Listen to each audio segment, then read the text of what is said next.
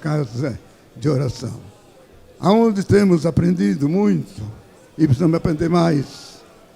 Louvamos por ver teu servo com saúde, trabalhando, e que este espírito de missão, de compromisso, de ganhar alma, possa incendiar as nossas almas até o fim dos nossos dias. Aceita as nossas petições, continua falando conosco, em nome de Jesus o pedimos. Amém.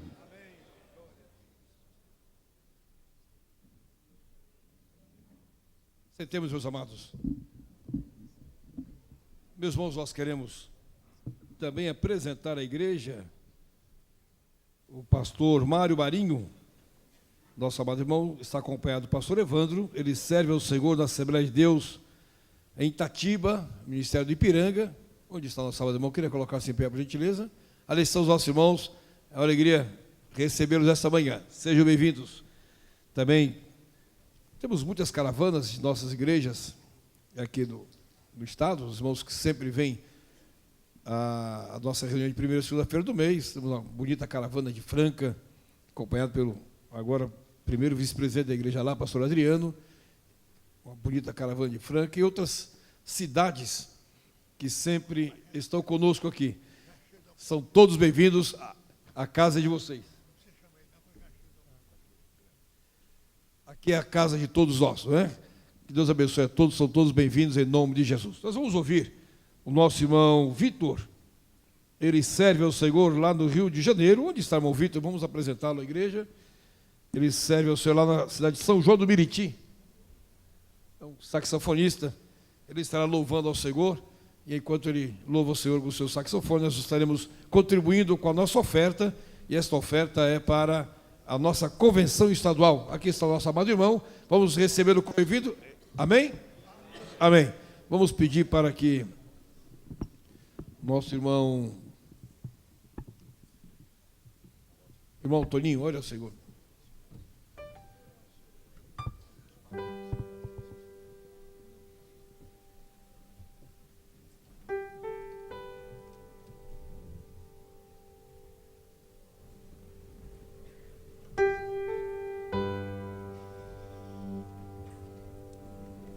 Amém.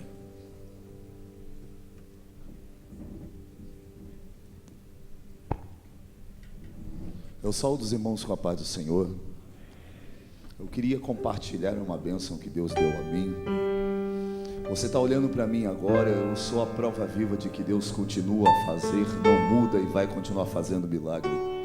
Você está olhando para uma face de uma pessoa que teve traumatismo encefálico ou traumatismo craniano, teve afundamento de face, teve coágulo no cérebro, tem 15% de cérebro a menos, enxerga duplamente, tem 60% a menos de visão dessa, 40% a menos de visão dessa, tem pé quebrado. Os médicos disseram que eu não ia andar, estou andando. Os médicos disseram que eu não ia respirar, estou respirando. Os médicos disseram que eu não ia viver, estou vivendo. E disseram que eu não ia adorar, mas eu estou adorando para a glória e honra do nome do Senhor.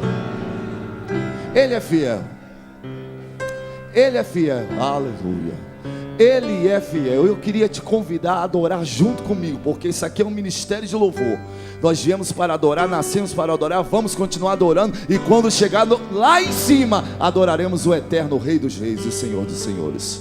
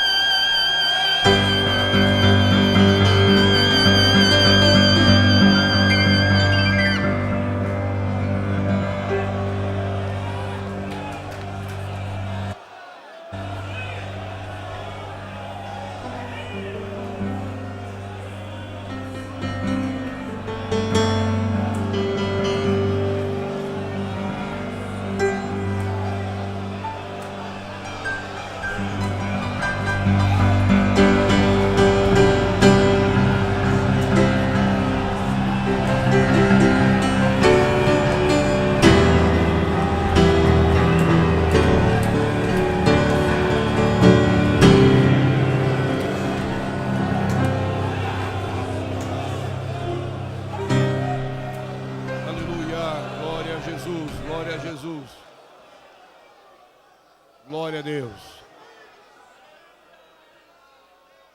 Aleluia. Glória a Jesus. Glória a Deus. Glória a Deus. Aleluia.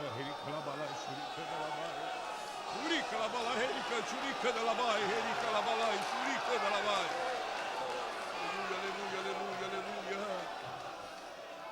Glória a Deus, glória a Jesus. Aleluia, aleluia.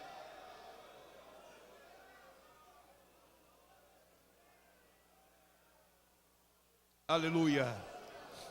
Glória a Deus.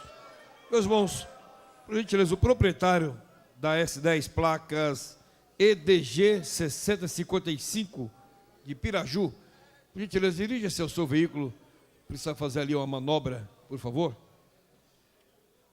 Nós também temos aqui um aviso, irmão pastor Cleito Amaral.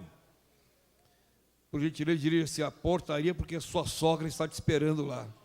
É melhor ir logo, hein? Corra lá, rapaz. Meus irmãos, nós queremos apresentar com muita alegria o pastor Magalhães. Conosco, pastor Magalhães estará entregando essa segunda hora agora. Vamos recebê-lo como bem-vindo. Amém? Amém. Ficamos de pé, vamos orar mais uma vez. Nesta oração, vamos apresentar nosso irmão Agenor. Pede oração porque foi submetido a uma cirurgia e para que o Senhor dê um pronto restabelecimento a ele. Pastor Lázaro, vem orar conosco.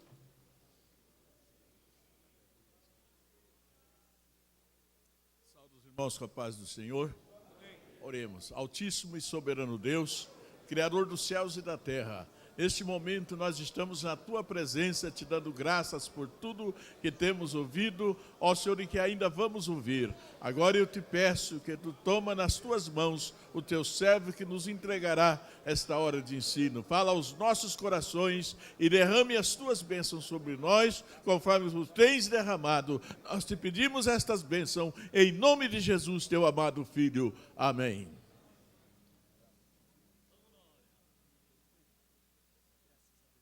Louvado seja Deus. Eu quero cumprimentá-los carinhosamente com a paz do Senhor. E aproveitando que os senhores estão de pé, abre as suas Bíblias no livro de São Mateus, capítulo de número 27, por favor. São Mateus, capítulo de número 27. Vamos ler alguns versículos. No nome do Senhor Jesus. Creio que todos já tenham encontrado. Não se estranhem pela leitura. Pode não parecer o que os senhores esperavam para esta manhã, mas aguarde um pouquinho. O versículo 57 a seguir diz assim: E vinda já a tarde, chegou um homem rico de Arimateia, por nome José, que também era discípulo de Jesus. Este foi ter com Pilatos e pediu-lhe o corpo de Jesus. Então Pilatos mandou que o corpo lhe fosse dado.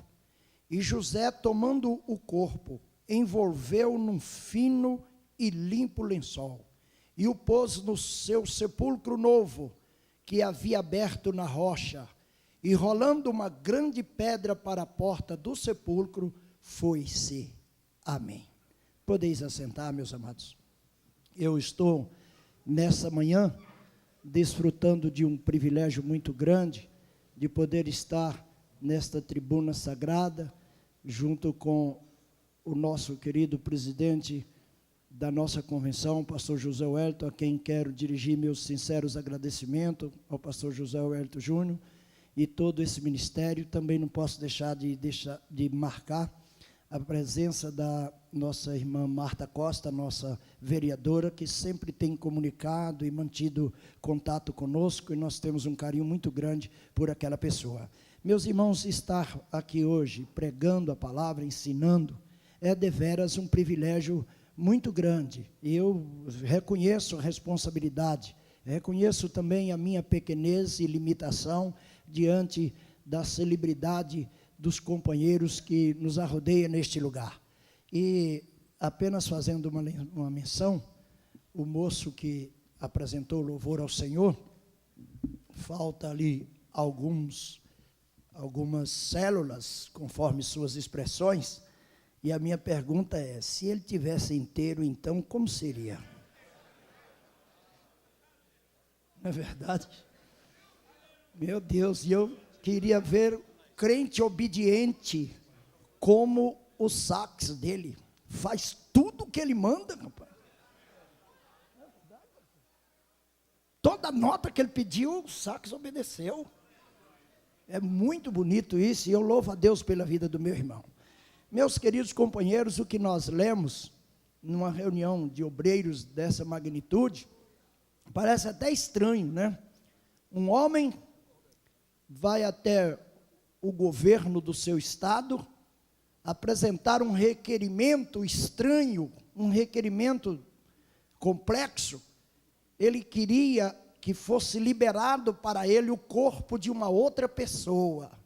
José de Arimateia, discípulo de Jesus, não aquele discípulo ativo, aquele discípulo participativo. A gente só fica sabendo que ele era discípulo de Jesus agora. Não houve nenhum comentário antes. Tem muito crente assim, que a gente só sabe que ele é discípulo de Jesus quando acontece alguma coisa trágica. Mas essa grande realidade é que aquele homem, quando sentiu a ausência de Jesus, ele se preocupou com o corpo de Cristo. Ele achava que ainda podia fazer alguma coisa pelo corpo de Cristo. Faz um requerimento, essas coisas políticas, vocês sabem como funciona.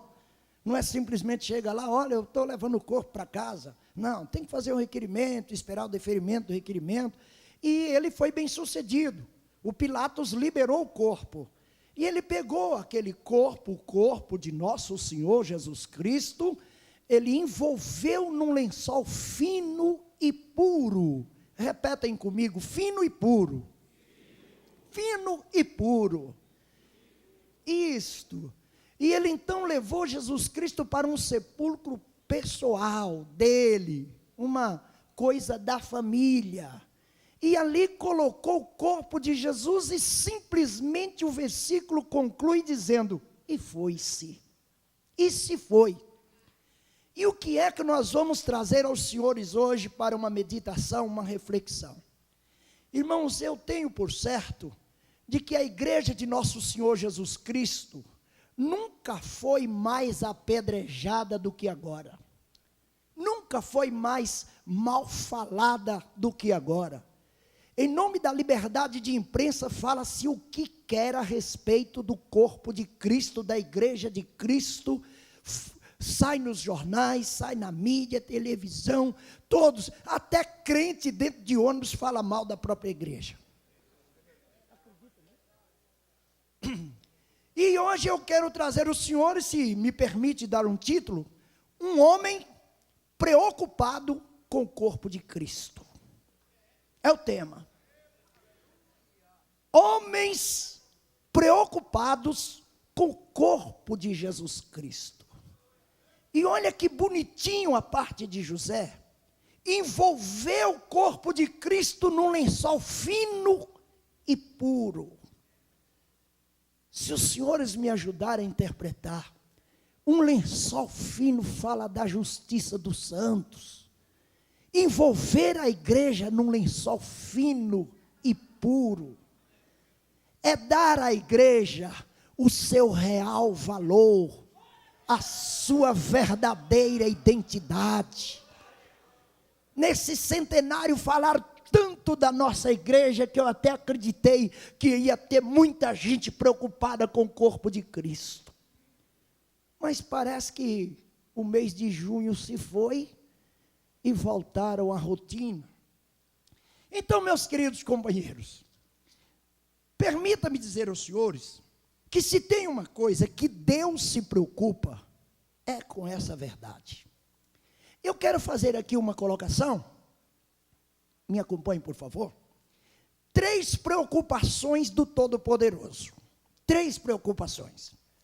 Quando o povo de Israel estava no Egito, Deus precisava trazer aquele povo de volta para Canaã, para Israel, para a terra que mana leite e mel.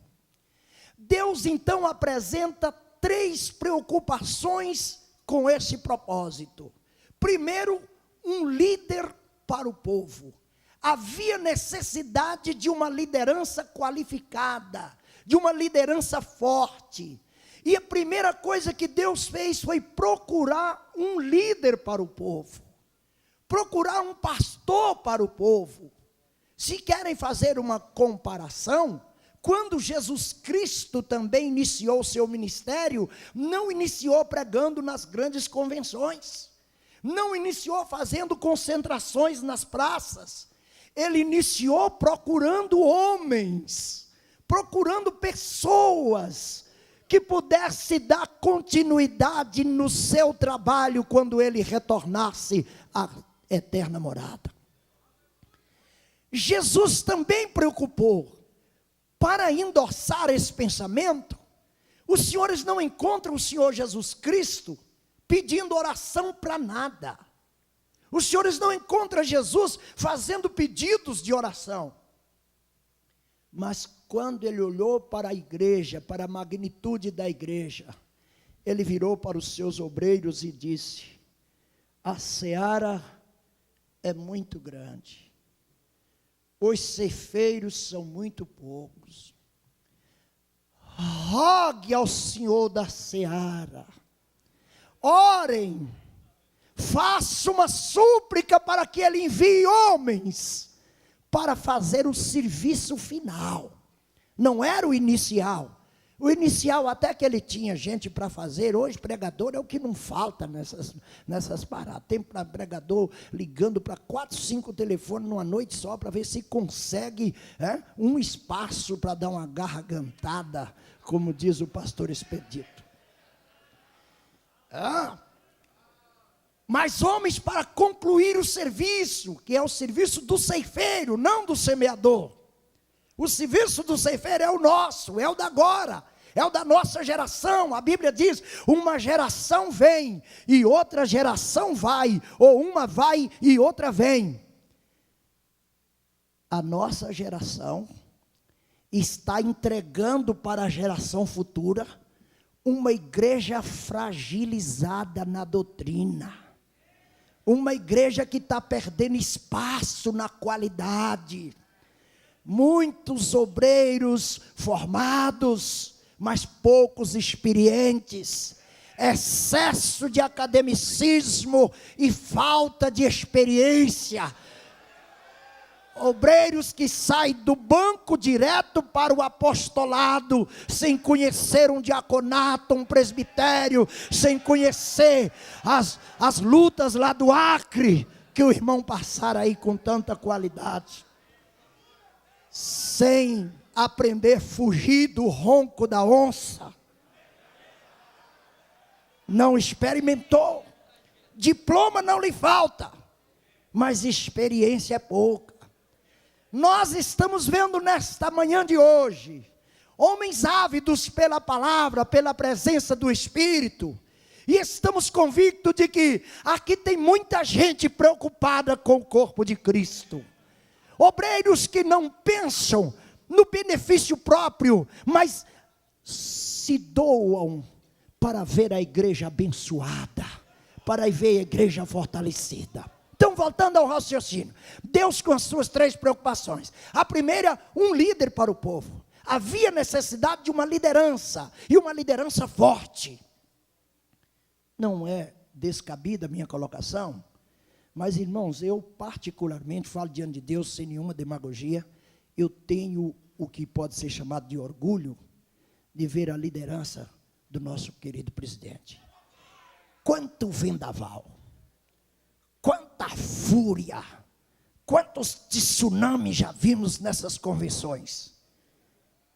O pastor José Wellington ali com a mão na rédea, puxa para cá, puxa para lá, dá uma baixadinha aqui, levanta acolá, mas está aí, a liderança está aí, o resultado está aí. Este é o segredo de uma liderança. Mas os senhores poderiam perguntar, e qual é o papel de um líder que Deus está procurando? Guiar, proteger e alimentar o rebanho. A função do homem que preocupa com o corpo de Cristo é guiar, proteger e alimentar o rebanho. Guiar, conduzir com segurança ao destino. Guiar, conduzir com segurança ao destino. Não pode guiar quem não conhece o caminho. É preciso ter uma experiência boa com o caminho para se tornar um guia. O pastor não é o caminho. O pastor é a setinha da encruzilhada, que aponta onde é o caminho. Aponta para o caminho. Mas ele não é o caminho. De vez em quando aparecem uns que estão querendo ser o próprio caminho. Jesus sabia disso, por isso bateu no pé e disse: eu sou o caminho. Ah. Isso é ruim. Eu sou o caminho, a verdade e a vida. Proteger, irmãos, é claro que nós não estamos falando de contratar uma empresa de segurança para guardar os crentes, mas evitar, proteger o rebanho, é evitar que os seus ouvidos sagrados, de onde, ou por onde penetra a fé, porque a fé vem pelo ouvir, receba essas informações espúrias que a gente tem visto por aí. É tanta novidade, irmão. Sabe que eu ando meio assustado? O jornalzinho Nosso Setor, quem não leu precisava ter lido, tem uma reportagem lá, striptease gospel. Salão de baile gospel. Cervejinha evangélica. Proteger o rebanho de mensagens espúrias, duvidosas. Só se protege o rebanho com uma doutrinação de qualidade. Pregue a doutrina, ensine a doutrina e o povo será protegido, porque aprendem a se defender pela constituição da palavra. E alimentar, irmãos, é o que o povo mais cobra, palavra. Um dia me perguntaram: pastor Magalhães, o que o senhor acha que um crente precisa fazer para encher a igreja, para melhorar o número dos membros? Minha igreja anda muito devagar. Eu falei: são 2 segredinhos, irmão. Pregue a palavra e dê atenção ao povo. Deixa de ser empresário e passa a ser pastor.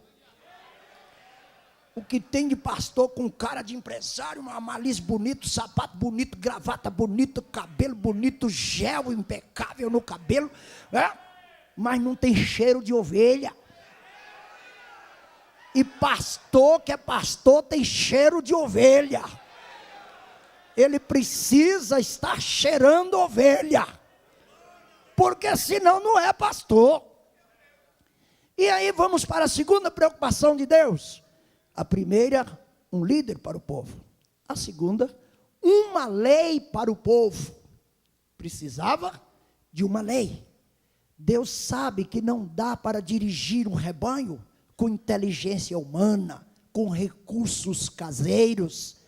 É preciso conhecer a palavra, é preciso experimentá-la, amá-la, gastar tempo com ela para tirar alimento saudável para o rebanho.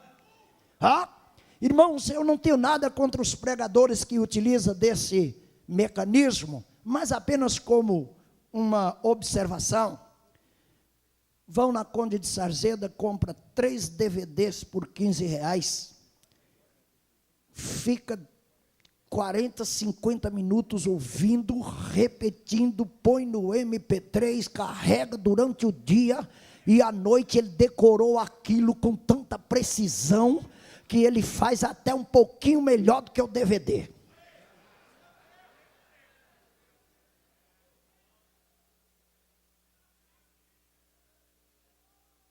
Mas não sabe nem onde está escrito. Falou porque decorou, mas não aprendeu. Deus precisa de homens que manuseiem a palavra, que gostam da palavra. Eu acho que não é deselegante eu pedir para os obreiros que estão preocupados com o corpo de Cristo levantar suas Bíblias, só porque eu acho bonito ver Bíblia levantada assim, ó.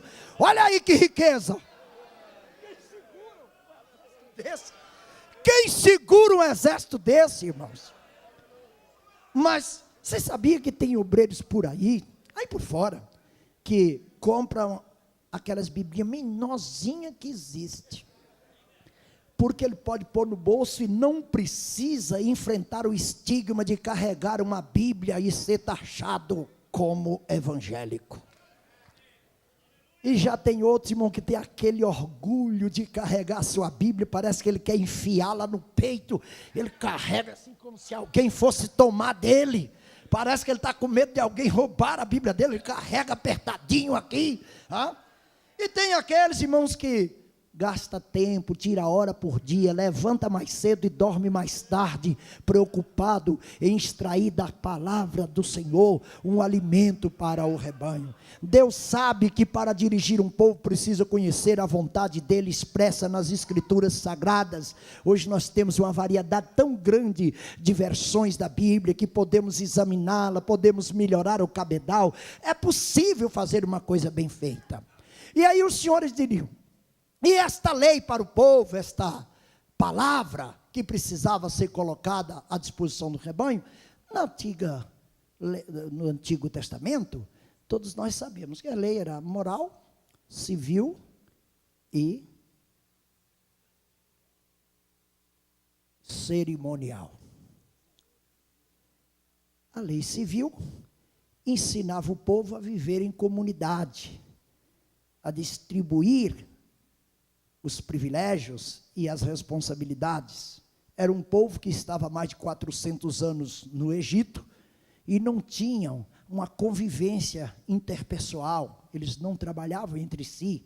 Então a lei civil voltava para esta região. A lei moral já era um modo de ensinar ou de ajudar as pessoas a discernir o que é certo do que é errado, que era uma necessidade emergente. Até hoje, Deus está preocupado com isso, presta atenção. Capítulo 5, versículo 14, da carta anônima escrita aos Hebreus. Mas o alimento sólido é para os perfeitos, os quais em razão do costume têm os sentidos exercitados para discernir o que é certo do que é errado. Traduzindo, não comer gato por lebre, não ser enganado com uma imitação.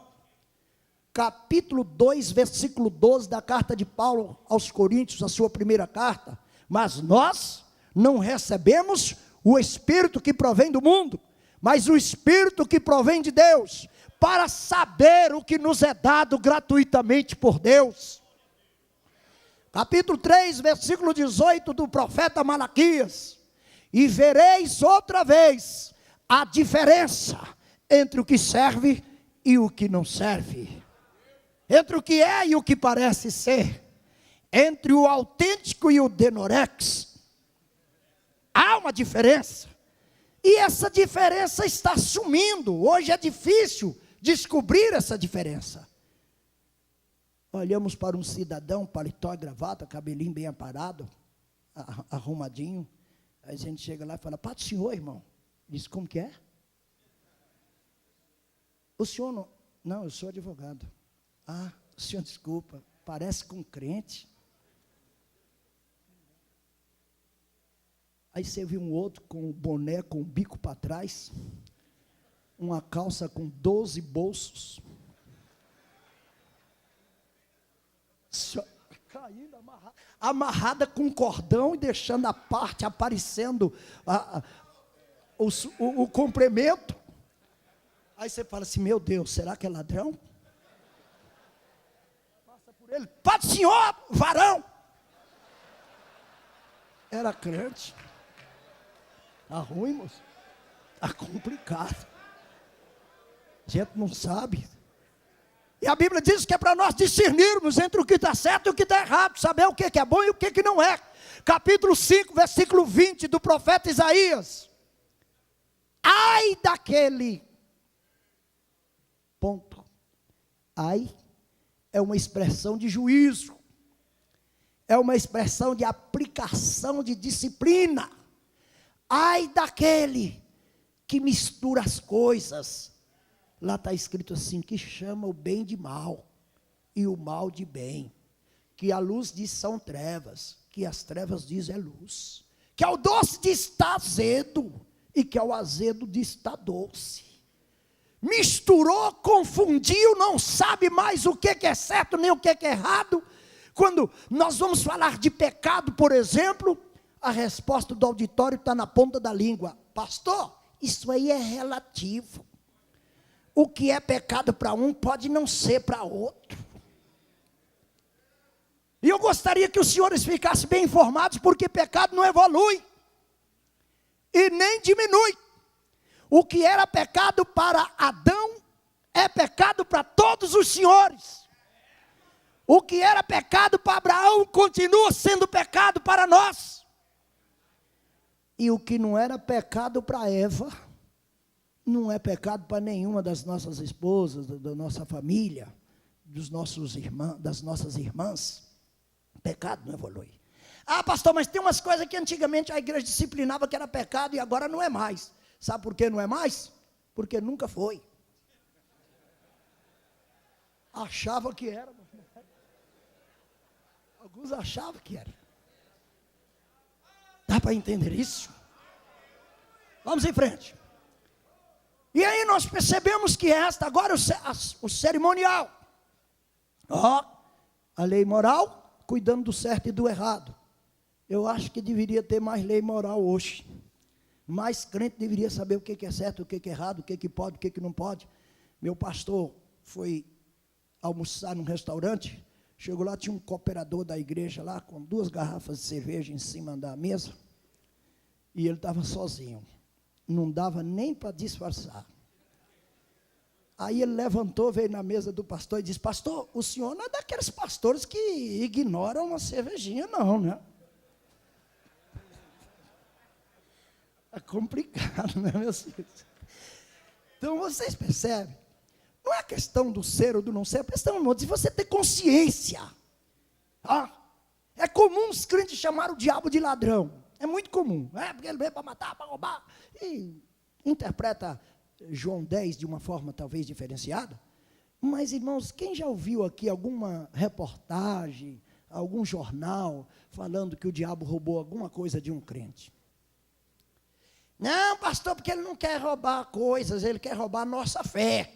Se o diabo roubasse fé, quem seria a pessoa hoje que mais fé teria no mundo?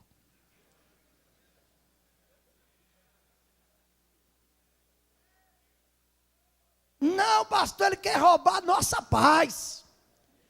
Irmão, se isso fosse possível, eu até torceria para ele fazer isso, porque pelo menos acalmava. Ele não quer roubar sua paz, não, mas que de paz ele não entende. Isso é um assunto espúrio para ele não conhece essas coisas. Mas os irmãos querem saber o que é mesmo que ele quer roubar de cada um de nós?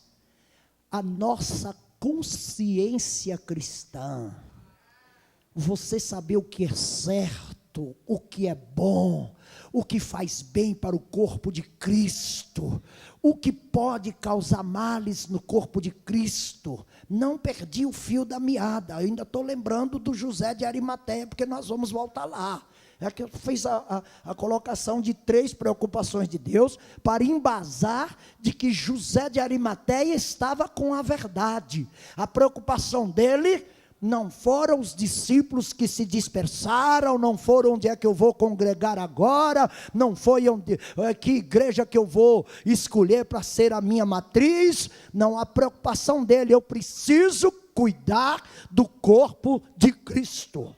Eu não quero que o corpo de Cristo seja vituperado. Eu sou um defensor do corpo de Cristo. Era essa a verdade de José de Arimateia. Ele queria o corpo de Cristo protegido. Considerando a forma de morte com que ele enfrentara a minha salvação, é provável que nenhum sepultamento digno ele teria. José preocupou com esses pequenos detalhes. Eu vou dar um jeito de cuidar do corpo de Cristo. Não pode ser jogado às aves do céu, aos cães.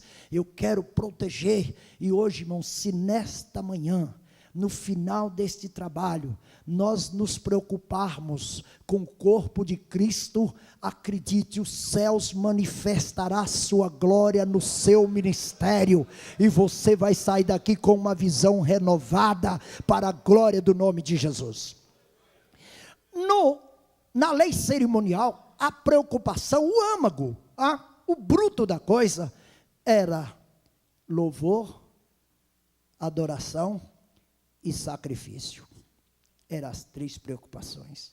Agora calma, porque nessa parte eu vou deixar por último, porque é rapidinho fazer a terceira preocupação de Deus. A primeira, um líder para o povo.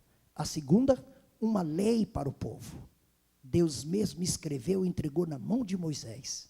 Fez de tudo para ele seguir aquele modelo. E quando passou a administração para Josué, ele ainda fez referência. Tenha o cuidado de examinar o livro da lei de dia e de noite.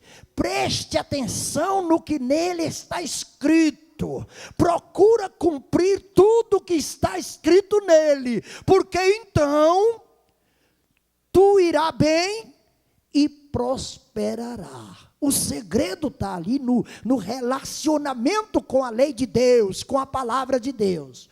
Aí vem a terceira preocupação, um templo para o povo. A terceira preocupação, um templo para o povo. Chamou Moisés para ser líder. Entregou a lei na mão do líder.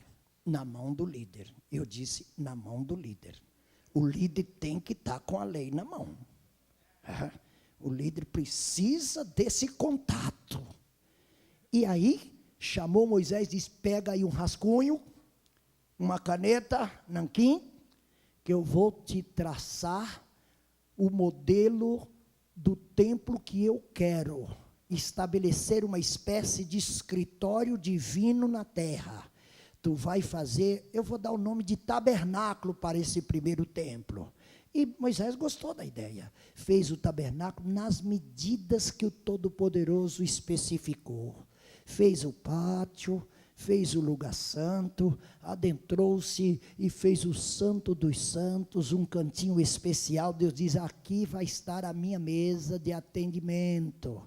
Aqui eu vou estabelecer o meu escritório, e vocês vão fazer a fila lá na porta, traz os problemas aqui para mim, a gente resolve aqui. Deus sempre desejou esse contato com a liderança, Por isso uma igreja, um ministério que tem a coragem de convocar seus obreiros, caravanas do interior, alguns irmãos troca a folga, trabalha dobrado para poder vir aqui na primeira segunda-feira, alguns às vezes até perde o remunerado do domingo, porque falta na segunda, mas ele entende que é importante estar aqui. Essas preocupações, irmãos, precisam ser valorizadas em nossos dias. E vamos em frente. Agora, temos o templo. No templo, caracterizava a lei cerimonial: o louvor, o sacrifício e a adoração. As três. Sacrifício. Hoje é o que menos nós fazemos. Se o obreiro chegar na garagem, ele já sai de casa faltando 15 minutos para o começo do culto. E ele gasta 15 minutos de trajeto. Ele nunca pensa que pode ter alguma dificuldade no trânsito.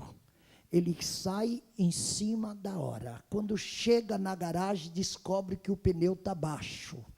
Ele liga para o segundo e diz: olha, eu não vou hoje não, que o pneu do meu carro está furado.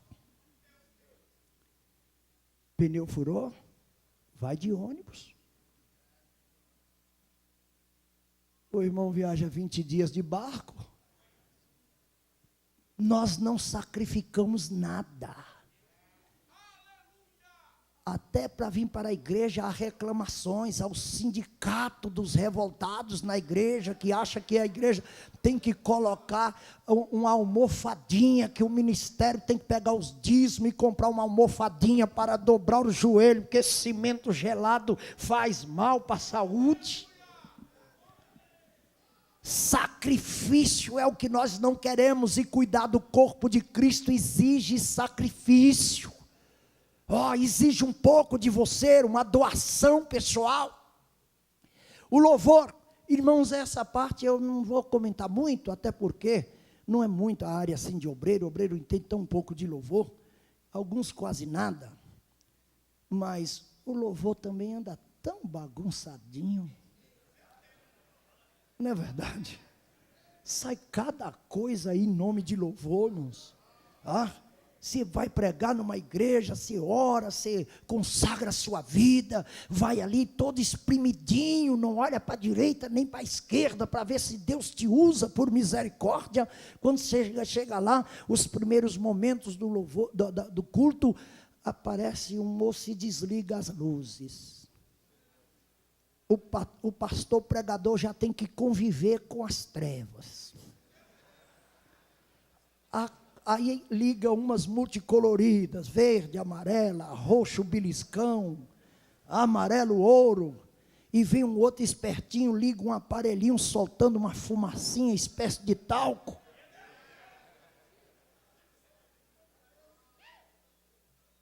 O louvor vai começar. A minha pergunta: será que eles estão confundindo isso com a Shekinah de Deus? Que a Shekinah, irmão, invadia o templo, ocupava os corações. Mas aí está a verdade. Nós temos que encarar aquilo, fechar os olhos, fazer de conta que não está vendo e nem ouvindo, porque a letra também não tem nada a ver com nada. E eu lembro, irmãos, quando os nossos pais escreviam hinos da harpa cristã, de madrugada, de joelho. E engraçado que eram os pastores, a maioria dos hinos eram pastores que escreviam.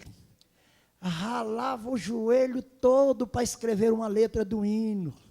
Em compensação saía Rude Cruz, quão bondoso amigo é Cristo, que segurança sou de Jesus. Saía hinos que mexia com a alma. Aqueles louvores, porque o rapazinho saiu aí com o sax, vocês percebem qual foi o resultado? Sabe por quê? Por é coisa que vem do azeite, que vem do Espírito, que vem de dentro. Aleluia! Mas aí tem lá os cantores populares lá fora que fazem show. E você vê qualquer sangalo da vida fazendo show para lá. Aí quando você chega na igreja, tá as irmãs em Cristo. Faz tudo o que faz do lado de lá. Lá pula? Aqui também. Lá grita? Aqui também. Lá fica histéricos? Aqui também. E aí como é que fica esse louvor? Irmãos, eu nunca esqueço, eu era novo convertido, vamos concluir. Era novo convertido, fui visitar uma igreja com a minha igreja era convidada para estar lá. Igreja pequena, lá na região de Itaquaquecetuba. E quando nós chegamos lá, apareceu um homem possuído por espíritos malignos, que a gente chama popularmente de endemoniado. E o homem, meu santo, o cara era bravo. Levantou um banco, sozinho, jogou o banco, puxou uma faca tipo peixeira, aquele de açougueiro cortar tocinho lá, carne, e partiu para cima dos crentes. Meu Deus, que coisa feia! É bem verdade que ficou muito pouco dentro da igreja. Mas tinha um irmão por nome Edgar Nascimento, com um violãozinho sem Twitter, só o violão. Uma laminazinha de alumínio segurando a boca do violão para não cair do pescoço, e um cordão amarrado. Esse estava tocando e cantando. Todos correram. O homem com a faca veio para cima, aquele vigor, aquela força. Ele continuou tocando e fazendo compasso com o pé. E ele chegou, todo mundo falou, vai quebrar o violão do rapaz, vai matar. E aí, irmão, daqui a pouco a faca caiu, ele começou a se torcer, a nuca entrou em contato com cimento, rolou para cá, rolou para lá, para, e o rapazinho teimoso não parava, e continuou, até que aquele, liberto por um louvor, aleluia, até que sentou no chão, nem no banco não foi, e falou, pelo amor de Deus, me ajuda. Estava liberto. Louvor faz parte do culto. Precisa existir. E aí vem a adoração. Finaliza aqui, eu vou fazer mais 7, 8 minutos, está completando meu tempo, mas preste atenção. Adoração. Nós temos um hábito, irmão, mal interpretado, de dizer, vamos adorar a Deus com nossa oferta, vamos adorar a Deus com isso, vamos.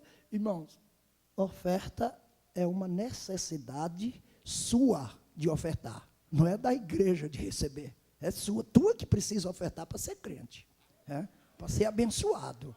Tua bênção depende disso, mas ofertar não é adoração.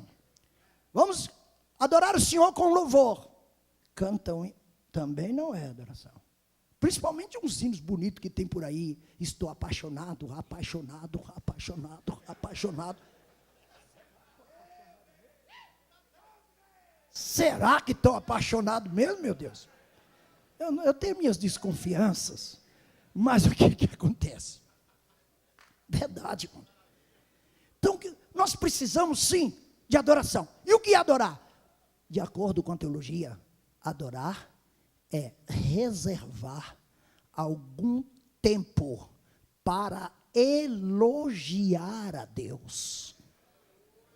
Nada de pedir, nem de interceder, é só de falar de Deus. Aprenda com o Salmo 91, quando diz, direi do Senhor, 2 pontos. O que você tem para dizer do Senhor?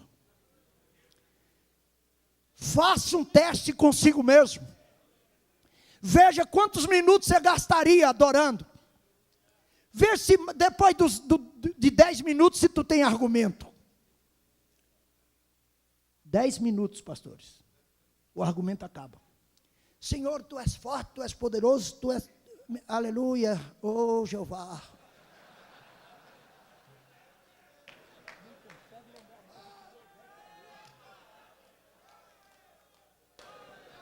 Apela.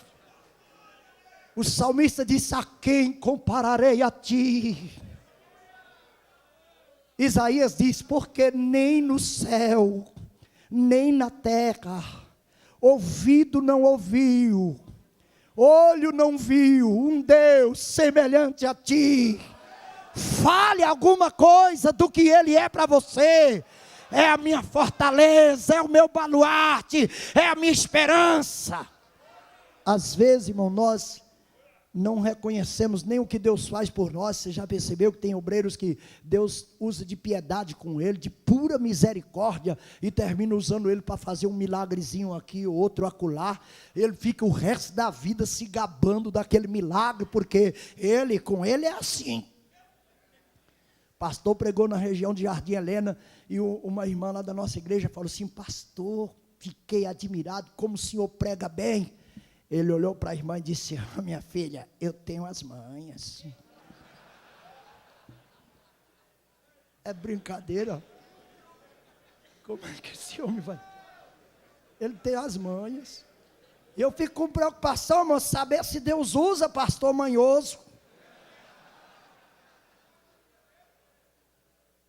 São coisas assim que a gente precisa ver. Adoração. E aí, vamos finalizar. Irmão José de Arimateia, ele queria mesmo, era cuidar do corpo de Cristo. A minha intenção em todo esse tempo que gastei aqui com vocês, é exatamente despertar os senhores para cuidar melhor do corpo de Cristo. Ele merece. O corpo de Cristo, vocês sabem, de acordo com Efésios, é a igreja. Ele é o cabeça, e a igreja é o corpo. Irmãos, ore mais pelo corpo, peça mais bênção para o corpo. Quando você pedir um avivamento, pede um avivamento para a igreja. A Bíblia, irmão, tudo que Deus deu foi para a igreja. Nós é que usufruímos das coisas da igreja. Tem crente que bate no pé e diz assim: irmão, pela misericórdia do Senhor, estou fazendo 12 horas no monte. Para que tudo isso, irmão? É porque eu já tenho 8 dons, só falta o 9º.